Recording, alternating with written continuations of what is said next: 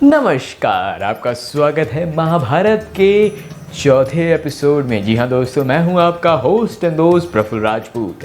तो जी पिछले एपिसोड में हमने देखा था कि कैसे भीष्म ने मतलब जो देवव्रत थे पहले, उन्होंने वो भीष्म बन गए अपनी प्रतिज्ञा के अनुसार, और उन्होंने प्रतिज्ञा ली कि वो कभी शादी नहीं करेंगे, ब्रह्मचर्य का वास करेंगे, और जो गद्दी पे बैठेगा, हस्तिनापुर की गद्दी पे बैठेगा, उसके यू कैन से प्रोटेक्टर और नौकर बन के रहेंगे, और कभी भी क्लेम नहीं करेंगे कि मुझे बैठना है उस गद्दी पे।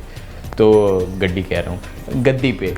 तो आगे ये होता है कि भीष्म की ये भीष्म प्रतिज्ञा देखकर उनके पिता उनसे बहुत खुश होते हैं और उनका नाम वही भीष्म रखते हैं। उसके साथ ही उनको एक वरदान देते हैं कि तुम इतना बड़ा तुमने जो भीष्म काम किया है, इसकी वजह से पूरी दुनिया तुम्हें भीष्म के नाम से जानेगी, और साथ ही मैं तुमको वरदान देता हूँ कि जब तुम चाहोगे तभी तुम्हारी मृत्यु होगी। जी हाँ, तुमको आत्म मृत्यु का वरदान देते हैं। वाह, मतलब अमरता नहीं है, लेकिन वैसा ही वरदान है कि जब चाहेंगे वही तभी डेथ हो पाएगी।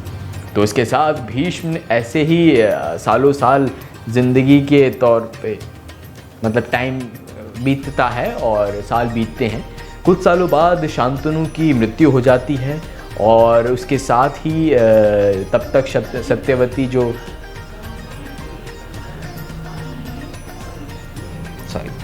तब तक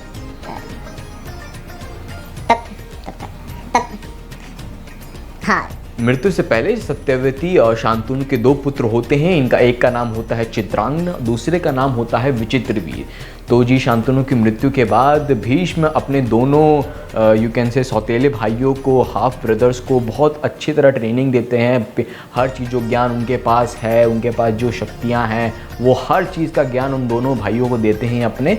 और धीरे धीरे टाइम बीतता है और जो बड़ा भाई चित्रांग होता है वो उसका टाइम आता है, और चित्रांग का राज्याभिषेक करने ही वाले होते हैं, लेकिन उससे पहले वो एक युद्ध में घायल होकर मर जाता है, जिसकी वजह से अब ऑप्शन कुछ बचता नहीं, तो विचित्रवीर को गद्दी पे बिठा दिया जाता है। इसके साथ ही विचित्रवीर गद्दी संभालता है, लेकिन विचित्रवीर काफ़ी बीमार रहता था, जिसकी वजह से उसकी कंडीशन बहुत ख़राब थी। तो सत्यवती को लगा कि ये तो ऑफ होने वाले हैं, तो इससे पहले कि ये ऑफ हो जाए, हमें अगला वारिस जो बैठेगा वो उसको कर देना चाहिए। तो ऑब्वियसली शादी कर देनी चाहिए। तो अब इनकी इतनी ताकत तो थी नहीं बॉडी में, तो इतना था नहीं पावर कि कहीं जाएं। और उस टाइम तो स्वयंवर का ट्रेंड था कि अगर महाराज हैं कहीं के तो स्वयंवर में जाइए, लड़की जीत के लाइए। तो भाई वो में तो इतनी शक्ति थी नहीं, लेकिन उनके पास एक हथियार था जिसका नाम था भीष्म। तो भाई भीष्म ने सोचा कि कोई बात नहीं, कोई चिंता की बात नहीं है, मैं दुनिया का सबसे सर्वशक्तिमान हूँ, मुझे कोई नहीं हरा सकता, मुझे कोई ऐसे मना भी नहीं कर सकता। तो उसी समय उस टाइम पे काशी प्रदेश था। तो वहाँ पे 3 राजकुमारियों का स्वयंवर हो रहा था, 3 बहनों का स्वयंवर हो रहा था। काशी के महाराज की 3 बेटियाँ थी, अम्बा, अंबिका, अम्बालिका। तो इन तीनों बहनों का स्वयंवर हो रहा था, जिसमें भीष्म की एंट्री होती है, और भीष्म अपना बिना किसी की सुने हुए तीनों देवियों को उठा लेते हैं। अब मतलब स्वयंवर की जो शर्तें हैं उसको पूरा करके, और आप किसी में इतनी ताकत तो थी नहीं कि भीष्म क्वेश्चन कर सके, तो वो उनको लेके आ जाते हैं यहाँ पे। जब यहाँ आते हैं तो अम्बा एक क्वेश्चन करती है कि मुझे आपसे शादी नहीं करनी है, और मैं तो लोग बोलते हैं कि मुझसे शादी करने का तो क्वेश्चन ही नहीं होता, मैं तो अपने छोटे भाई के लिए लाया हूँ तीनों को। तो वो अम्बा कहती कि मेरे दिल में कोई और है, और मैं उनसे शादी करना चाहती हूँ।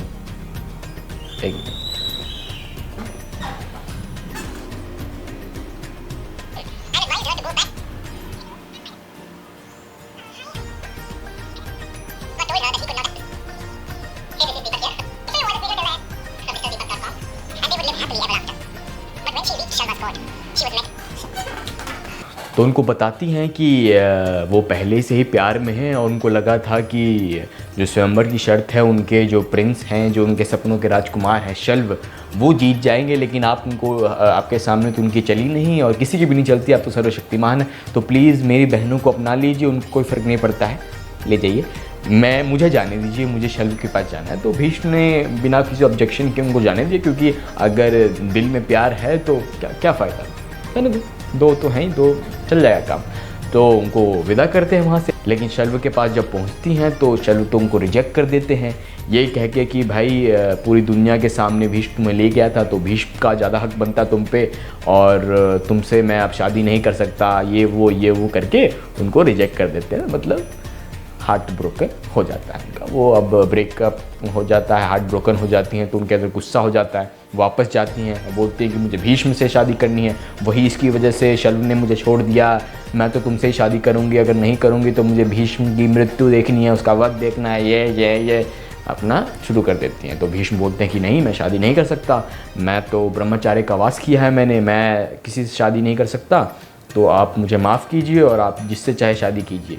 तो ये तो भाई बर्दाश्त के बाहर होता है। तो इस चीज़ के साथ वो कहते हैं कि मैं, अगर तुम मुझसे शादी नहीं करोगे तो मैं इंसाफ की मांग करती हूँ।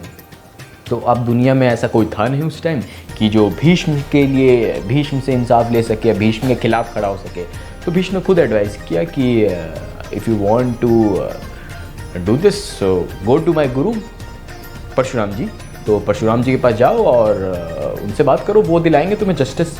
तो परशुराम जी भीष्म से लड़ाई करते हैं, लेकिन कोई नतीजा नहीं निकलता क्योंकि दोनों पावरफुल होते हैं। तो भी परशुराम जी कहते हैं इसका कोई नतीजा नहीं निकला, तो एक काम करो, मेरे गुरुजी के पास जाओ। और परशुराम जी के गुरुजी शिव जी आते हैं और शिव जी अम्बा को वरदान देते हैं कि इस जन्म में तो नहीं, लेकिन तुम्हारी अगले जन्म में तुम ही, ध्यान से सुनिए, तुम ही बनोगी भीष्म की मृत्यु का कारण। जी हाँ दोस्तों, अगर जिस दिन तुम भीष्म के सामने खड़ी हो गई, भीष्म को अपने शस्त्र छोड़ने पड़ेंगे, उसी टाइम भीष्म की मृत्यु डिसाइड हो जाएगी। जी हाँ, इस वचन के साथ अम्बा को ये वचन दे के शिव जी अंतर ध्यान हो जाते हैं, और अम्बा भी इस चीज़ को लेके वो उसी टाइम आग में कूद के सुसाइड कर लेती कि जल्दी जल्दी मरूँ तो उतनी जल्दी वापस जन्म लूँ। बहुत बदले की आग थी। तो इसके साथ ये एपिसोड हमारा ख़त्म होता है। धन्यवाद।